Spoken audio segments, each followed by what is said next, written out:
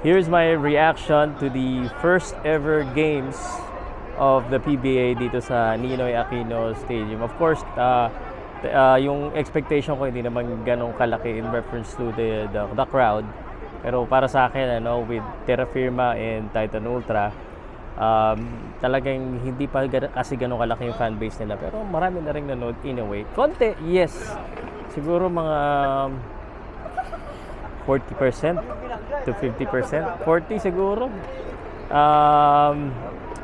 Bet and sana yung Terra Firma hindi nila i-trade si Jerica Haminsi, sasabihin ko na kagad, tsaka si Gio Chu. They're building another good team, at tsaka mukhang okay naman yung import nila, mukhang nag-supplement naman sa ginagawa nila. Tinambakan nila yung Titan Ultra, although I don't think Titan Ultra is a good team, nawalan sila ng isang malakas. So Terra Firma, mukhang magiging maganda naman yata ang laruan nila for this Commissioner's Cup. Hopefully. Hindi ko talaga makalimutan yung once upon a time Terra Firma, guys. I was really rooting when Wami and Stephen Holt. Ngayon meron akong Jerica Haminsi na nakakita na magaling dito. Hopefully hindi yan mawala after a few years. Pati yung Gio. Regarding the second game, yun yung pinaka-inaabang ako, yung laro ng Converge at saka Macau. Kaya ako bumili ng tickets. Hindi po accredited media, that's why wala akong footage na pinakita eh. Konti lang siguro kung meron man, or before or after the game. Converge, galing talaga. Ang ganda ng rotation, ang bilis ng rotation, ang bilis ng adjustment ng team ng Converge. Hindi naglaro si Calvin. Mikey Williams only played in the fourth quarter.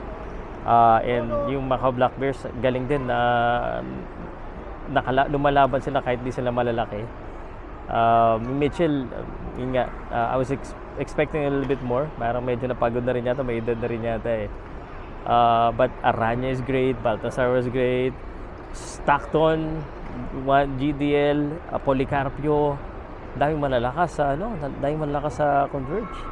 Yung Kyler Kelly, the only thing that I wanted to say is that siguro medyo maging assertive lang ng konti sa sa offense. Kasi parang may mga time na pino-floater niya or pino-fade away niya. At least sa fourth quarter gumana na siya. Medyo siguro baka kinabahan lang. So maybe it's because of that. Baka mga sa susunod na mga araw maganda yung laruan na, medyo mas pulido na. Pero ang dami niya yung pinasa sa kanya na nawawala yung bola. So I hope that improves, but certainly kung ano yung dahilan kung bakit nila kinuha yan, it's happening because grabe yung rebounding. He controlled the board, good defensive player. If he could do a little bit of offense, which he did in the fourth quarter, Converse really gonna be a team to beat. Anyway, tapos na ang laro. Pwede na tayo lumabas. Alright. Hindi nagpakita sa akin yung magpapalibre ng popcorn. Next time na lang.